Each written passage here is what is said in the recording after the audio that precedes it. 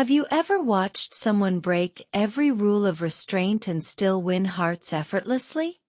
The person who pursues relentlessly, declares their feelings boldly, and somehow turns what should be desperate behavior into an irresistible dance of seduction?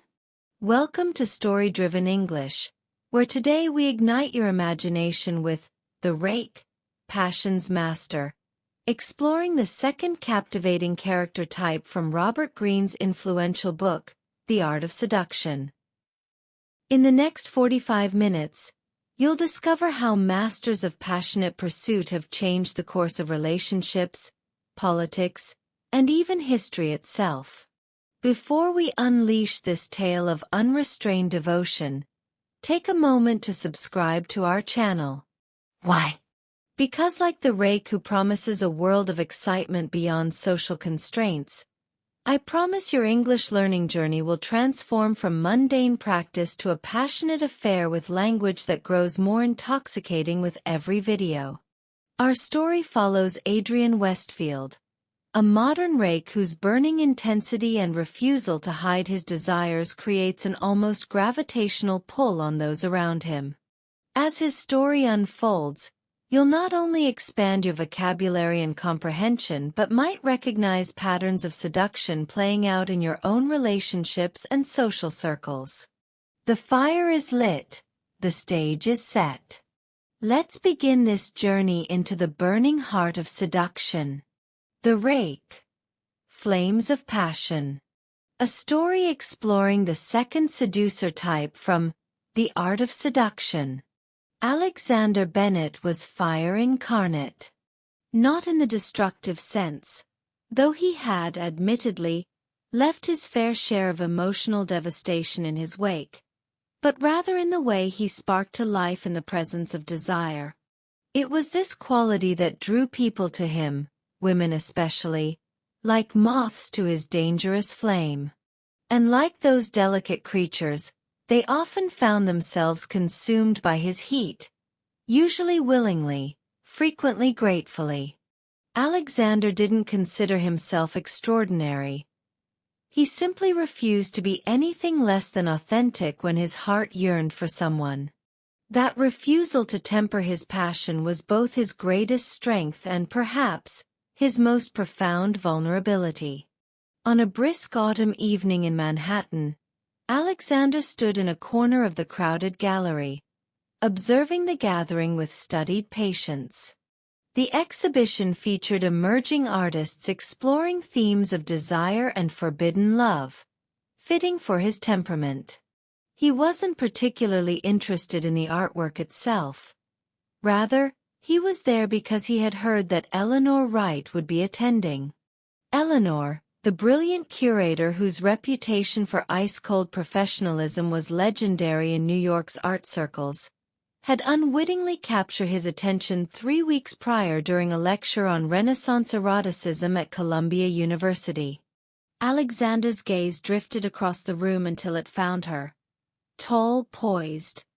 Her dark hair pulled back in a severe knot that somehow only emphasized the elegant curve of her neck.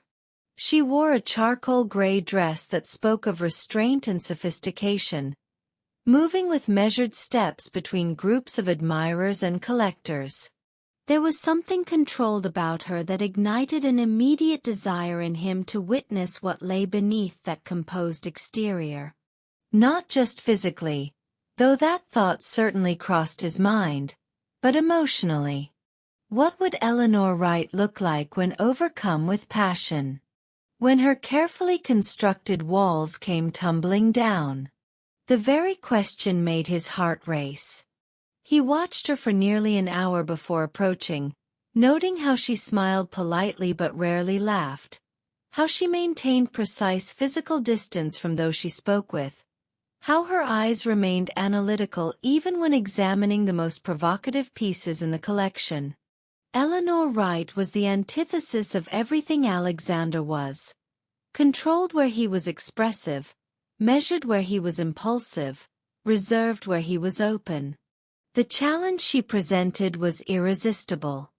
The brushwork fails to convey the visceral nature of desire the artist claims to explore, he said, stepping beside her as she contemplated a large abstract canvas dominated by crimson strokes. "Don't you think?" Eleanor turned slightly, her gaze appraising him with professional detachment. "And you are Alexander Bennett." He offered his hand, and when she took it, he held her fingers a moment longer than convention dictated, his eyes never leaving hers. "I was captivated by your lecture at Columbia last month. Your insights on the sublimation of desire in religious art were enlightening." A flicker of surprise crossed her features. "You attended that?" It was hardly a mainstream topic. "I find that the most fascinating subjects rarely are." His smile was warm, genuine. Your passion for the subject was evident, despite your scholarly approach. That combination is rare. Intellectual rigor and emotional connection. Eleanor's expression remained professional, but Alexander noticed the subtle shift in her posture, a slight turn toward him that signaled interest despite herself.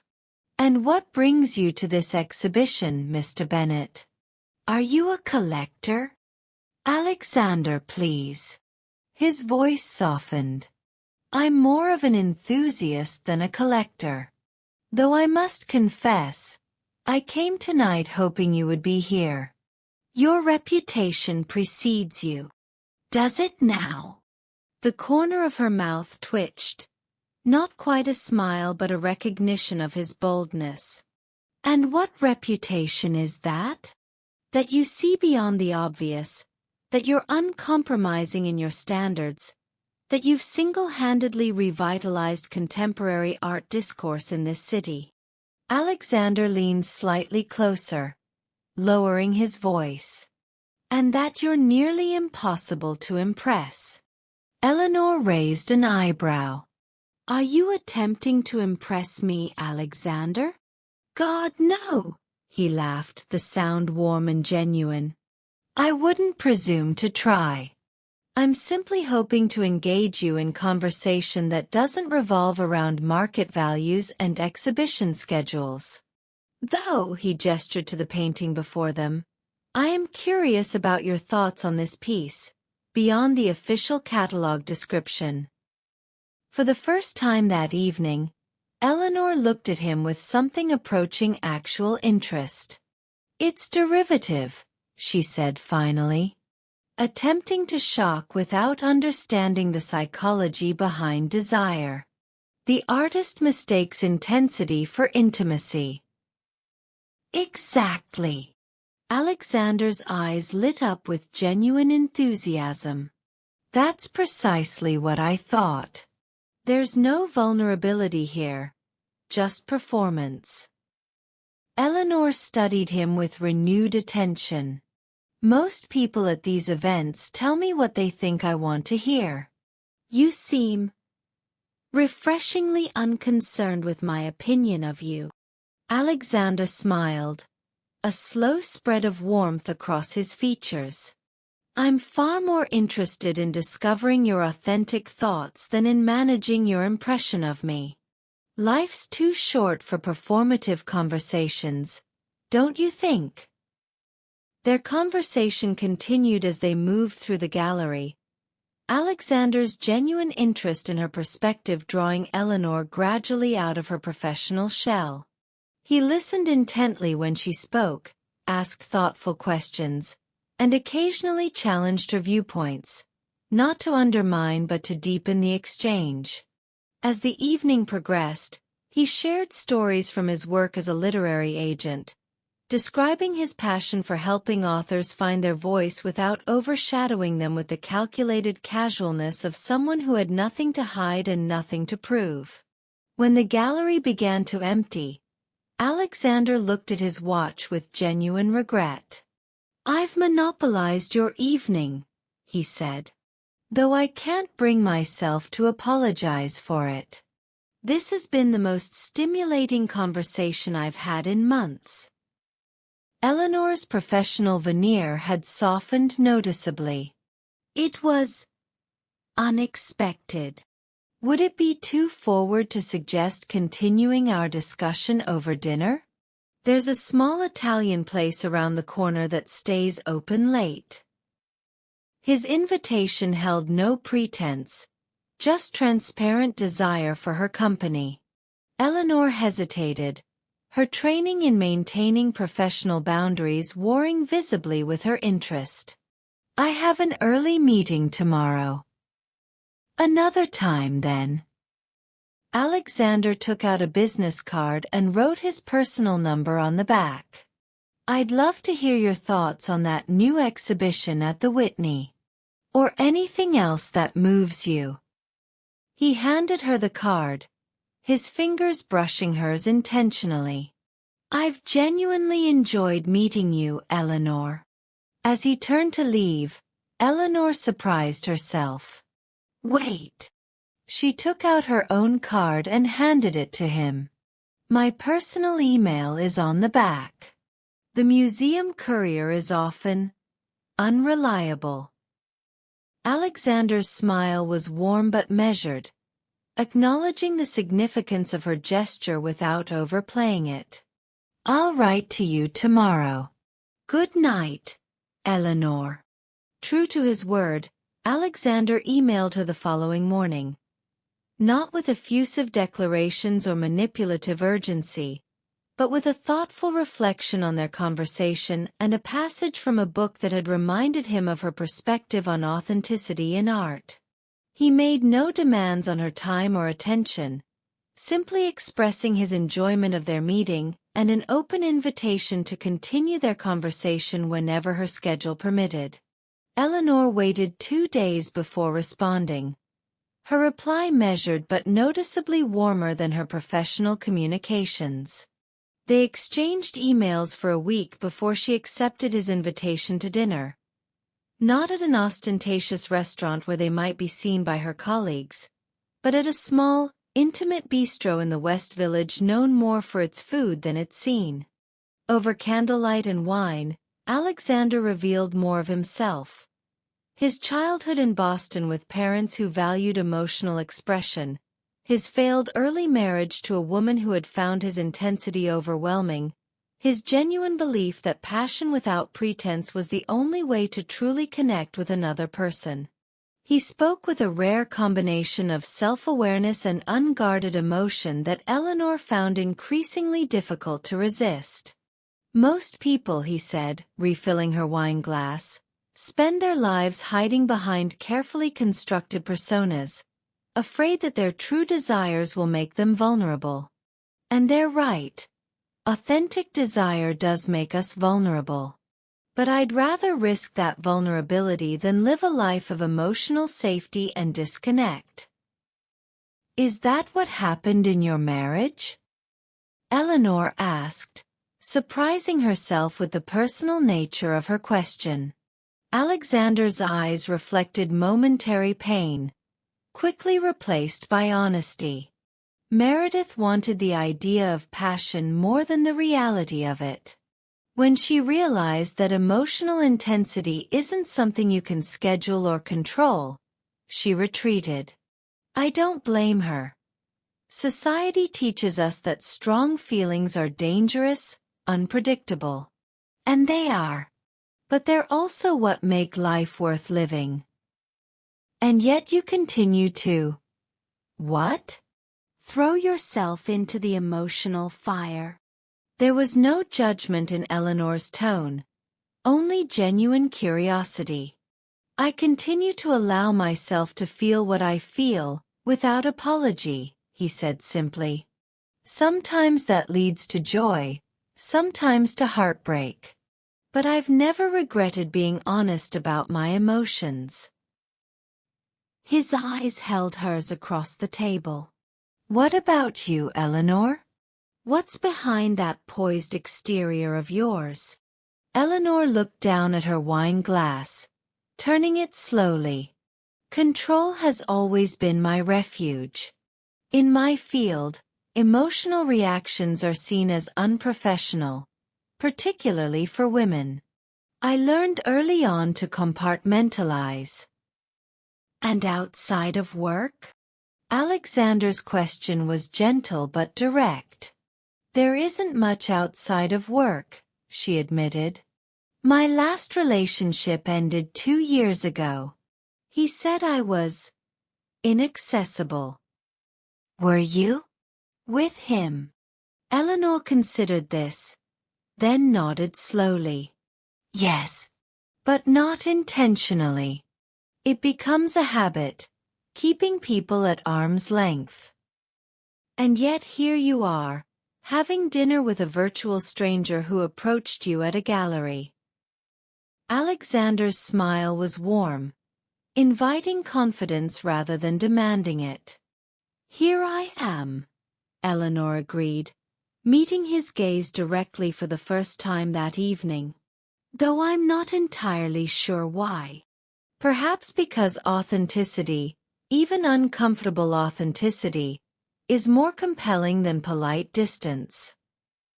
Alexander's hand moved across the table, not to touch hers but to rest nearby, an invitation rather than a demand. Or perhaps you're simply curious about what happens when control meets chaos. Eleanor surprised herself by laughing, a genuine sound that transformed her face. Is that how you see yourself? As chaos? Controlled chaos, perhaps, he conceded with a self-deprecating smile. I know where the boundaries are. I just prefer to dance along their edges rather than retreat to the safety of the center. When dinner ended, Alexander walked Eleanor to her cab, maintaining a respectful distance while making no attempt to hide his attraction to her. I'd like to see you again, he said simply. No galleries, no professional contexts. Just you and me. Eleanor studied his face in the glow of the street light. You're very direct. Life's too short for games, he replied. I find you fascinating, Eleanor. Intellectually, emotionally. His eyes traveled briefly over her face. And yes, physically. I'd like to discover more of who you are, beyond the curator, beyond the professional persona. But only if that's something you want too. The cab arrived, and Eleanor opened the door, then paused. Sunday, she said finally. There's a small exhibition at PS1 I've been meaning to visit. Meet me there at noon. Alexander's smile was genuine, his pleasure unmasked. I'll be there. He closed the cab door without attempting to kiss her, understanding instinctively that with Eleanor, patience would reveal more than haste. Over the following weeks, Alexander and Eleanor developed a relationship that defied her expectations. He was relentlessly attentive without being possessive, passionate without being overwhelming. He sent her messages throughout the day, not demanding responses, but sharing observations, thoughts that reminded him of her, passages from books he thought she might appreciate. When they were together, he focused on her completely, as if she were the only person in his world, yet maintained a respectful recognition of her need for independence. On their third date, as they walked through Central Park on an unseasonably warm October afternoon, Alexander spoke of his admiration for her work, his respect for her intellect, and his growing feelings with a frankness that both unsettled and attracted her. You unsettle me, she admitted, stopping to face him on a quiet path beneath golden leaves. I've spent my entire adult life maintaining emotional distance, and here you are, speaking about feelings as if they're the most natural thing in the world. They are, he said simply, reaching out to brush a fallen leaf from her shoulder. His touch lingering just long enough to convey desire without presumption. Feelings are the compass that guides us to what matters. Denying them doesn't make them disappear. It just ensures we lose our way. Eleanor found herself drawn to his warmth, his unapologetic emotion, his willingness to be vulnerable in a world that rewarded armor and distance. When he finally kissed her, on a bridge overlooking the lake as the setting sun painted the water gold, she felt something within her begin to thaw, a slow, sweet surrender to the possibility that passion might not be the enemy of control but its natural complement. As autumn deepened into winter, their relationship intensified. Alexander made no attempt to hide his growing feelings, telling Eleanor with disarming directness how she had captured his heart, how thoughts of her filled his days, how her combination of intellectual brilliance and carefully hidden sensitivity fascinated him beyond measure. He wrote her letters, actual handwritten pages delivered to her apartment, expressing desires both emotional and physical with a poet's sensitivity and a lover's directness. "I've never met anyone who speaks as you do," Eleanor told him one snowy evening as they lay entwined in the warmth of her bedroom, her usual composure softened by intimacy. "Most men I've known either hide their feelings entirely or express them as demands." Alexander traced the curve of her cheek with his fingertips. "Feelings aren't demands," he said softly. "They're offerings. Whether you accept them or not is entirely your choice. I just refuse to dilute what I feel to make it more palatable." Yet as their connection deepened, Eleanor began to notice aspects of Alexander's nature that gave her pause. His passionate intensity, so compelling in their private moments, extended to others in ways she hadn't initially observed. At a gallery opening where she'd invited him as her date, she noticed how he engaged with several women with the same focused attention he showed her, his natural charm and emotional openness drawing them to him like flowers turning toward the sun. Later that night, she confronted him gently. "You were quite captivating this evening. Several of my colleagues seemed quite taken with you." Alexander looked genuinely surprised. "Was I? I was just being myself." "That's precisely my point," Eleanor said carefully. "Your just being yourself has a rather potent effect on women. I watched Marguerite Sullivan practically melt when you asked about her dissertation research." "No one asks Marguerite about her dissertation research." "But it sounded fascinating," Alexander protested, his confusion appearing genuine. "The intersection of gender politics and curatorial practices in post-war Europe? How could I not be interested? And Caroline Bishop? Was her work on color theory equally compelling?" There was a new edge to Eleanor's voice. Alexander's expression shifted from confusion to understanding. "Eleanor," he said gently, taking her hand, "being interested in other people doesn't diminish what I feel for you. I connect with people. It's who I am. But there's a world of difference between connection and intimate attachment. What we have." He brought her hand to his lips. "This isn't something I share with anyone else." Eleanor wanted to believe him, and for a time, she did. Yet as winter gave way to spring, she began to hear stories, casual mentions from colleagues, a comment overheard at an exhibition, an awkward moment with a gallery assistant who didn't realize Eleanor and Alexander were involved. Nothing concrete, nothing definitive, just gossamer threads of doubt that gradually wove themselves into a tapestry of uncertainty. She found herself watching him more carefully, noting how his phone would sometimes buzz with messages he didn't check in her presence, how certain names would cause a flicker of something unreadable to cross his face, how there were evenings when he was unavailable with explanations that seemed just slightly too rehearsed. Yet whenever they were together, his attention, his passion, his emotional presence seemed absolutely genuine. He continued to write her letters that made her breath catch, to look at her with desire undiminished by familiarity, to speak of his feelings with a raw honesty that made her carefully constructed walls crumble further with each encounter. The contradiction tormented her. Was she discovering the truth about Alexander? Or was she allowing her fear of vulnerability to sabotage the most authentic connection she'd ever experienced? Was his passionate nature simply who he was? A man who engaged intensely with life and people? Or was it a carefully cultivated technique that had captured not just her but countless women before her? On a rainy April evening, sitting in his apartment surrounded by books and the soft jazz he knew she loved, Eleanor finally gave voice to her doubts. "Alexander," she began carefully, "I need to ask you something, and I need you to be honest with me."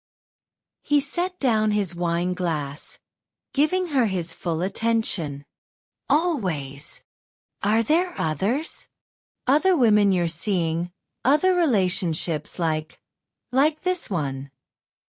Her voice remained steady, but her hands betrayed her tension. Alexander's expression shifted through surprise to understanding to a complex emotion she couldn't quite read. He was silent for a long moment, then sighed deeply. "No," he said finally. "Not now. But I would be lying if I said there haven't been others in the past who received similar letters, similar attentions. My feelings are always genuine, Eleanor. Always. But yes, I have loved before, passionately and completely. And some of those connections overlap." Her face remained composed, though something cold settled in her chest. "And how many of these genuine connections are you capable of maintaining simultaneously?" He leaned forward, his eyes intense. "That's not how it works, at least not for me. When I'm drawn to someone, truly drawn to them, they become my focus, my fascination. I don't calculate or compartmentalize. I immerse myself completely. Until the next fascination comes along," Eleanor said quietly.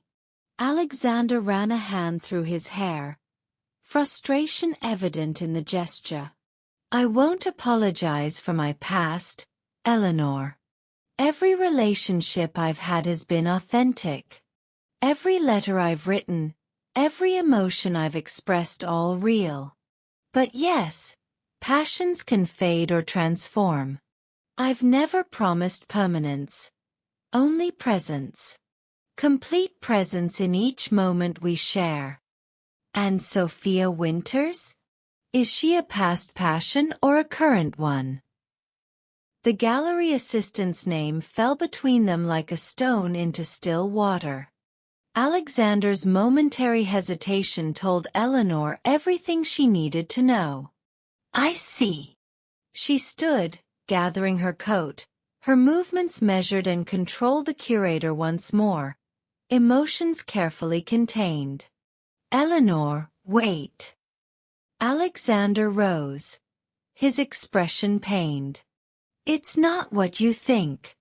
Sophia and it was ending even before I met you.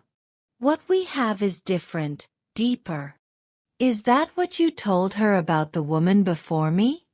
That it was different? Deeper?" Eleanor's voice remained steady, though her heart raced painfully in her chest. "Did you write her letters too?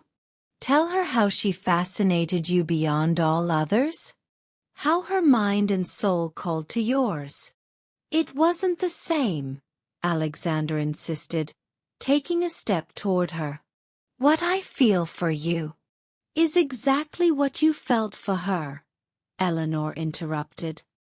"And what you'll feel for the next woman who captures your interest. That's the pattern, isn't it? Complete immersion until the flame burns out or a new fire starts somewhere else." She moved toward the door, then paused, turning back to face him. The irony is, I knew who you were from the beginning.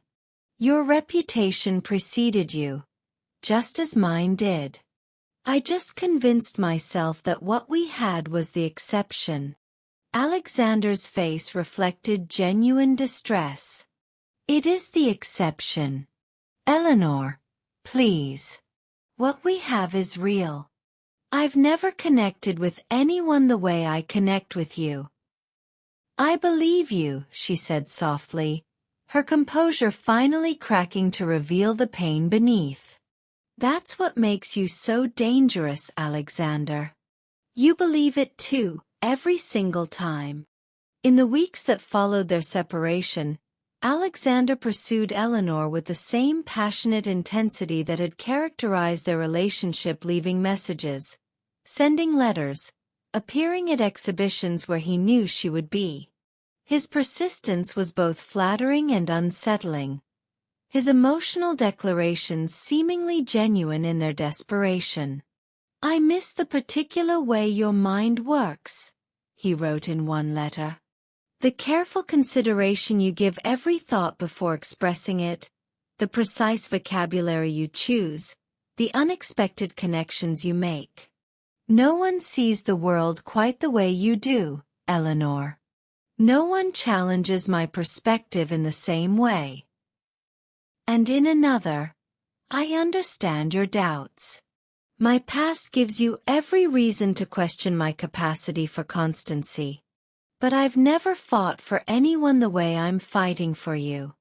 That must count for something. The depth of my regret, the persistence of my longing, these are new territories for me. Eleanor read each letter, listened to each message, but maintained her distance.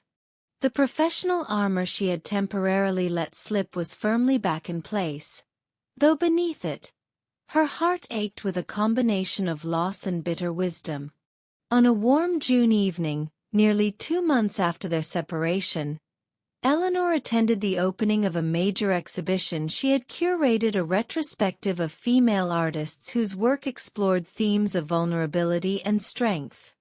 The exhibition represented years of careful research and advocacy, bringing deserved attention to artists long overlooked by the mainstream art world.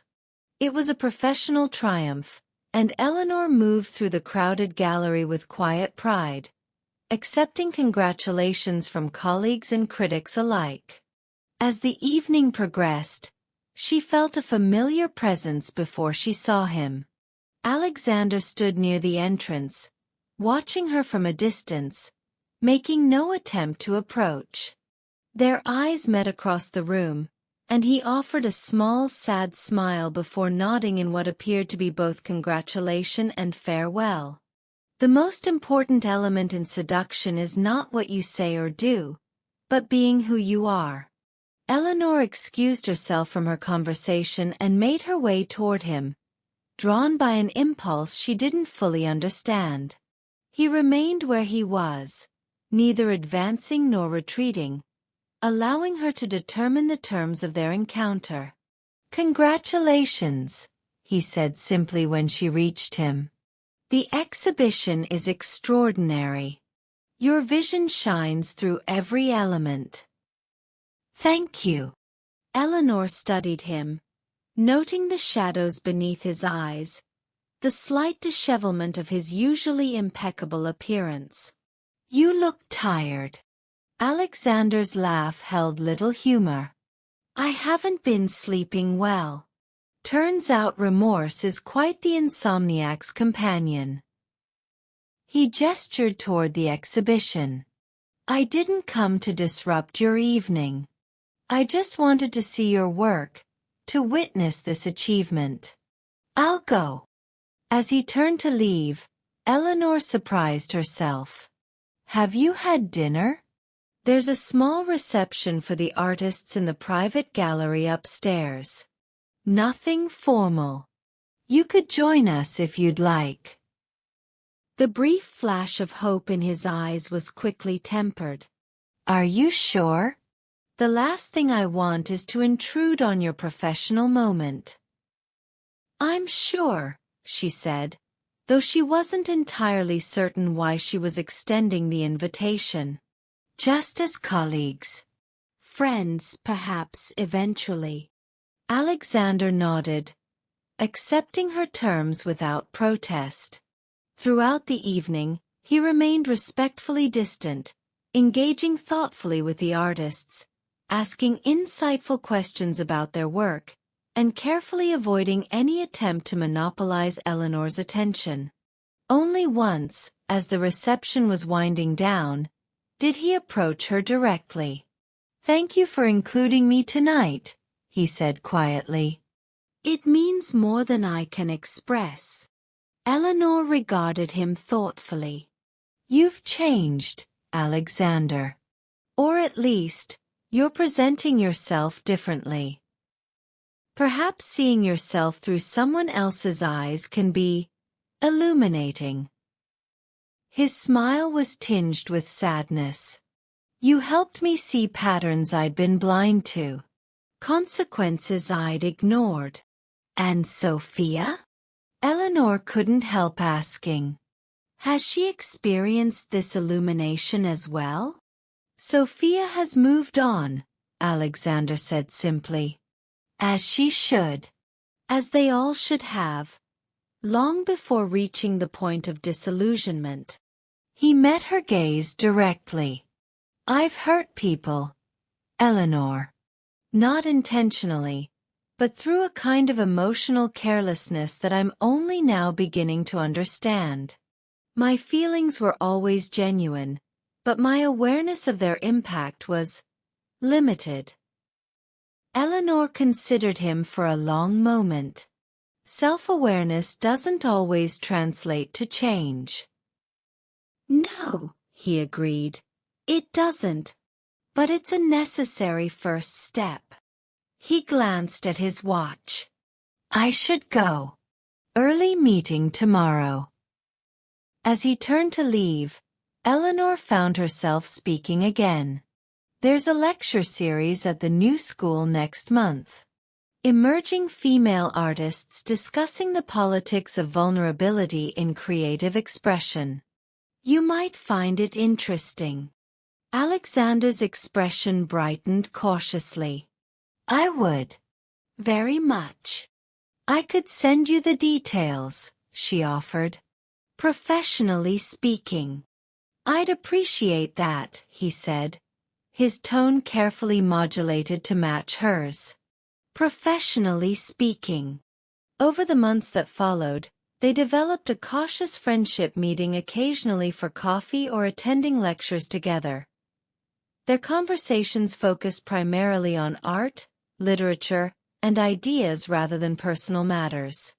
Alexander maintained a respectful distance, never pushing for more than Eleanor offered, his former intensity channeled into thoughtful engagement rather than romantic pursuit. Gradually, Eleanor observed subtle changes in his behavior. He seemed more reflective, less immediately reactive, more attuned to the boundaries of others. When they attended events together, he remained engaged with her rather than dispersing his attention among other women. His passion remained evident in his discussions of books he loved, in his responses to powerful artwork, in his advocacy for authors he represented, but it seemed more focused, more intentional. On a crisp October evening, almost exactly a year after their first meeting, they walked together through Central Park, the trees once again aflame with autumn colors. They had attended a poetry reading at the 92nd Street Y, and were discussing the poet's exploration of transience and permanence when Alexander stopped on the same bridge where he had first kissed her. "I've been seeing a therapist," he said abruptly, breaking their literary analysis. "Since July." Eleanor turned to him, surprised by the sudden shift. "That's good? If it's helping you." "It is. She's helping me understand patterns I've repeated most of my adult life. My tendency to idealize partners in the early stages of relationships, My difficulty distinguishing between intense attraction and deeper compatibility. My use of emotional vulnerability as both a shield and a weapon. He leaned against the bridge railing, looking out over the water. Apparently, my relationship with my mother was even more complicated than I realized. Eleanor laughed softly. Isn't that always the case? Probably, he agreed with a rueful smile. But in my case, it created a particular template. A need to connect deeply and immediately, coupled with an underlying fear of true intimacy that would trigger withdrawal once the initial intensity faded. He glanced at her. I'm not telling you this to seek reconciliation or to make excuses. I just wanted you to know that what happened between us, it mattered. It changed something fundamental in me. Eleanor was quiet for a moment, absorbing his words. I appreciate that, she said finally. And I'm glad you're doing the work to understand yourself better. What about you? Alexander asked gently. Has our experience changed anything for you? She considered the question seriously before answering. Yes, though perhaps not in the way you might expect. I've realized that my professional control and emotional restraint weren't protecting me from pain, they were limiting my capacity for joy. She turned to face him fully. I don't regret our relationship, Alexander. Despite how it ended. You showed me that I could feel deeply without losing myself completely. That vulnerability isn't necessarily weakness. Are you seeing anyone? The question escaped before he could reconsider it. Eleanor nodded. Yes, for about 2 months now. He's a conservation specialist at the Met. Quiet, thoughtful, steady. A small smile played at her lips. Perhaps not as exciting as some, but reliably present. He sounds like a good match for you, Alexander said, and surprised himself by meaning it. I'm happy for you, Eleanor. Truly. And you? Are you seeing anyone? Alexander shook his head. No. My therapist suggested taking time to understand my patterns before jumping into another relationship. Learning to sit with my own emotions rather than seeking their reflection in someone else's response. They stood in companionable silence for a moment, watching the last rays of sunlight shimmer on the water. Do you think people can truly change? Eleanor asked eventually. Not just their behaviors, but their fundamental nature? Alexander considered the question carefully. I think our fundamental nature includes the capacity for growth and transformation. The fire that consumed relationships carelessly can be channeled to create warmth and light instead. The passion that led to careless pain can be redirected toward purposeful connection. He smiled at her. At least, that's what I'm working toward. As they resumed their walk, Eleanor reflected on the man beside her, still passionate, still intense in his way, but no longer entirely defined by the unrestrained fire that had both attracted and ultimately burned her. The transformation wasn't complete. She could still sense the Rake within him, the capacity for all-consuming desire and emotional abandon. But there was something else now too, a growing awareness, a developing capacity for reflection and restraint that suggested the possibility of integration rather than oscillation. When they parted that evening, there was no dramatic declaration, no passionate embrace, just the quiet acknowledgement of two people who had changed each other in ways neither had anticipated. Perhaps we could meet for coffee next week? Alexander suggested. I'd like to hear more about the new exhibition you're planning. "I'd like that," Eleanor replied, her smile genuine. "As friends." "As friends," he agreed, and found to his surprise that the prospect of her friendship authentic connection without the consuming flame of romantic pursuit held its own unique value, its own particular joy. Walking home through the autumn evening, Alexander reflected on the nature of passion and its many expressions. The fire that had defined him for so long was not extinguished, but rather contained, focused, directed with greater purpose than mere consumption. There was power in that transformation. He realized not the seductive power of the rake, which burned bright but often destructive, but a deeper power rooted in authenticity and genuine connection. The rake within him would always be part of his nature, the capacity for intense feeling, for passionate expression, for unrestrained emotional response, but it need not be the whole of his identity. Like fire itself, passion could warm as well as burn, illuminate as well as consume. The art was in learning to channel and direct it rather than being defined and ultimately destroyed by its uncontrolled blaze. As the city lights sparkled around him, Alexander Bennett, still a man of passion, still capable of intensity, but growing into something more complex and ultimately more sustainable, smiled at the realization that the most profound seduction might not be of another person at all, but of one's better self. The patient, persistent courting of one's own capacity for growth, for awareness, for genuine rather than performative connection. It was, perhaps, the work of a lifetime rather than a single passionate encounter, less dramatic, certainly, but infinitely more rewarding in the end. Key vocabulary, repeated throughout. Ardent, characterized by intense feeling. Passionate, fervent.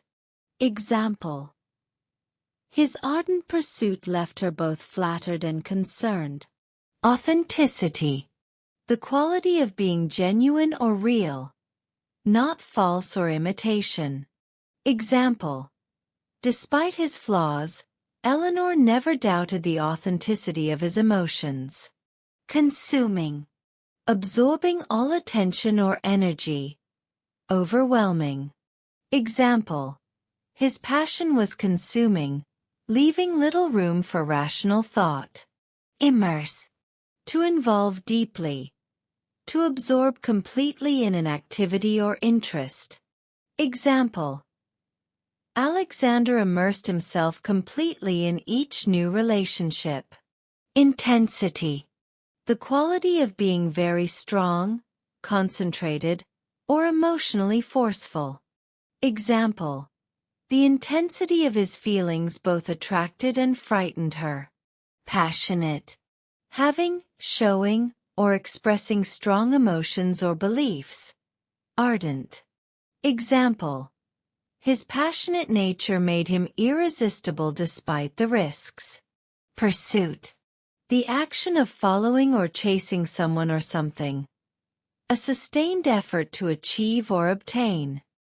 Example: his pursuit of Eleanor continued even after their relationship ended. Restraint, the action of holding back or controlling. Self-control.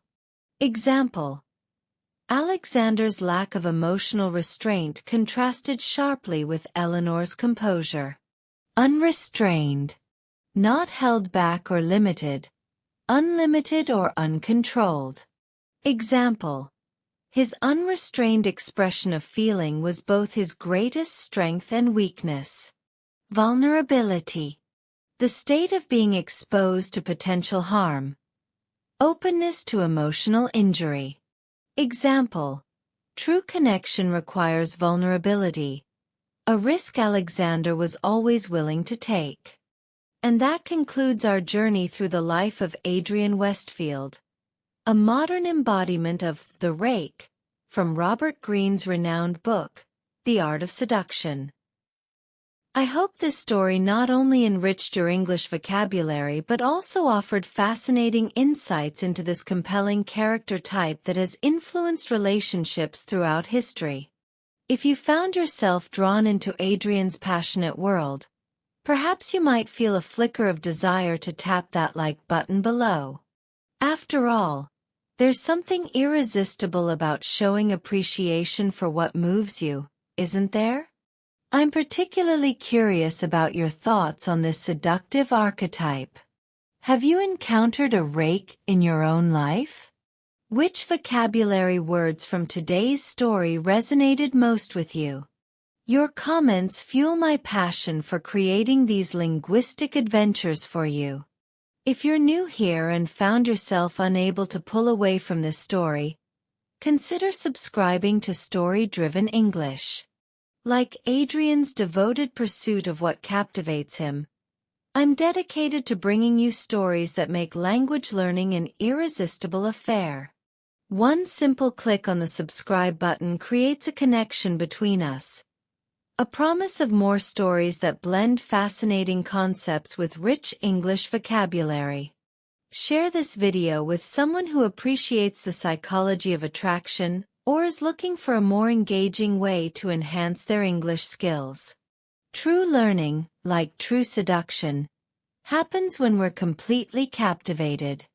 Until our paths cross again for another story. This is Story-Driven English, where language becomes an affair to remember.